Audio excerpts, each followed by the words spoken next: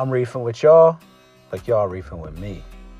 Now let's jump to the video y'all came to see. So the first thing I'll show you in this video is a little tip that I kind of learned going along the way. This video is mostly going to be about like maintenance and like cleaning your tank, and also like watching me clean some of the corals off, clean off a lot of the algae. But here's the quick tip really quick. If you're running low on the reagent for the alkalinity Hanna checker, you can always dump the bottle out into the cap and then use your syringe and draw it from there. That's just a small tip. One thing you need to make sure you remember is to wash out your vial when you get done with it. Otherwise, it will be able to get a green stain inside the vial and actually give you inaccurate readings. This is how some people get inaccurate readings with the Hanna checker. Turn it upside down a few times to make sure to rinse out most of the reagent that was once in there before you put it away. See here, I will show you how to do it. I turn it upside down a few times to get it to rinse out and get the water swishing in a little current to rinse out the reagent. Always make sure to put your stuff back in the case when you're done.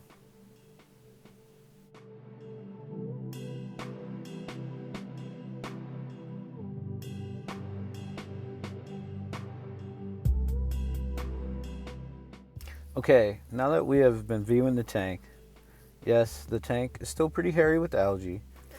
I am going to show you in this video some of the maintenance things and maintenance techniques that I use, along with pulling out the hair algae, scrubbing the rocks, pulling out some of the refugium chaeto that you see here. Yes, the chaeto was growing pretty good, but the one problem is that there is still a lot of things growing the algae.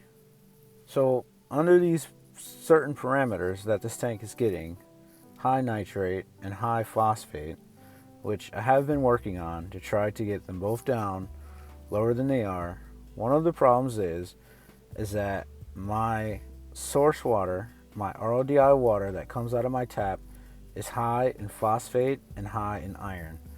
I have 0.055 S-phosphate coming out of the water. That is like 17 times higher than it is supposed to be. You should try to keep your phosphate levels down low and your nitrates levels down low so that you can reach better results. But I have not been able to achieve that with this tank so far. I am working pretty hard and kind of tirelessly to try to keep this tank from losing colors and losing some of the zoas. So what I will explain now is some of the maintenance techniques that I will use against this tank. I will try to clean out this overflow like monthly or even every other week, depending on when it needs it, to try to get some of this algae out of it. There is a lot of algae in this tank, along with buildup of bad nuisance that was caused from the clove polyps dying to the fenbendazole, and I need to scrub out this tank, scrub some of the rock, do some of the things to try to get this tank to look a lot better. Right here, I start to scrub down this pump that the algae is falling off from the growing algae. So I sped up the video a little bit because this is some of the boring stuff that I have to show in this video in order for you guys to see the amount of work that I'm doing to try to make this reef successful again. So here in a second, I will show you me cleaning off the return, trying to get all of the hair algae out of the bristles of the return so that I can put it back on the tank. This is something that I have to do more and more often as the green hair algae is starting to fall off. from the parameters going down. But this does not mean that I have won the war or I am starting to win the war. This is just a little bit of what's going on with this tank. So there it is, nice and clean. I give it a thumbs up. So here I am showing you how to clean the sponges.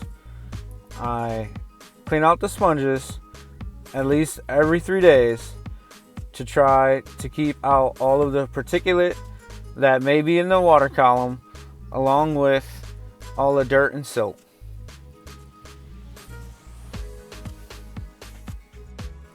So here now, I would do another step in this maintenance and look through the tank to make sure you do not have any kind of living or dead creatures actively dying. So I look in these shells to make sure that there is no snail in them or the carcass of a snail that could release ammonia, nitrate, or phosphates into the water that could furtherly be feeding this hair algae. So what I'm going to show you in a second is me starting to do a water change and siphoning out a lot of the algae. Mainly most of the longer stringy parts I am siphoning out so they are completely out of the tank into the water change water. This is actually removing what the algae have sucked up at one time and now is grown into the algae. So this right here should definitely help the water chemistry become a little bit better and not so pollutant. I start here to dig out some of the algae and pick out some of the algae that I can with my fingers that I can safely get out without harming any of the zoas or pulling the zoas off the rock.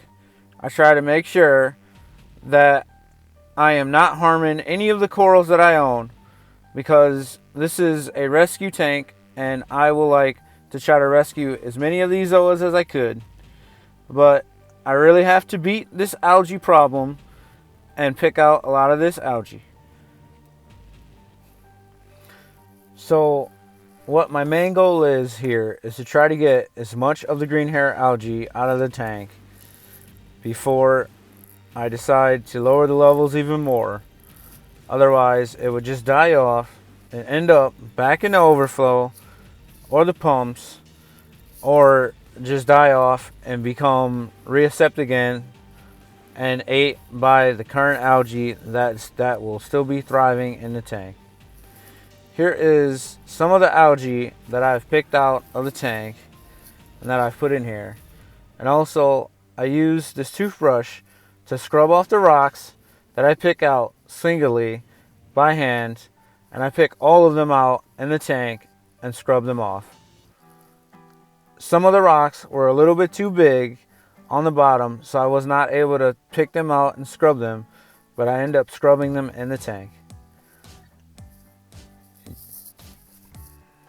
So I think from here on out, I will take off with the voiceovers, and I'm reefing with y'all like y'all reefing with me.